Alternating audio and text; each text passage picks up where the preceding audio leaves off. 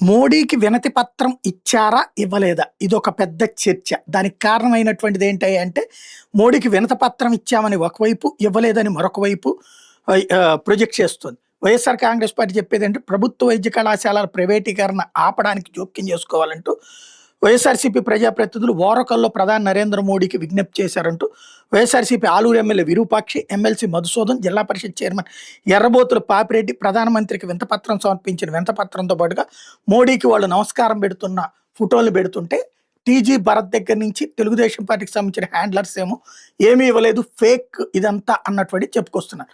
వీళ్ళు ఆ పేపర్ ఏది వీళ్ళు ఆ ఇచ్చినటువంటి లెటర్ కాపీ అదే సందర్భంలో మోడీ వచ్చినప్పుడు రిసీవ్ చేసుకోవడానికి ప్రజాప్రతినిధులుగా అక్కడ వాళ్ళ కిందన ఎలవ్ చేస్తారు కాబట్టి అలా వచ్చినప్పుడు ఇచ్చాం అన్నటువంటిది లెక్క వీళ్ళు చెప్తున్నటువంటిది. బట్ దీన్నేమి కేంద్ర ప్రభుత్వం ఏం ధృవీకరించదు. ఇక్కడ ఎవరి వాదన వాళ్ళది నడుస్తుంది.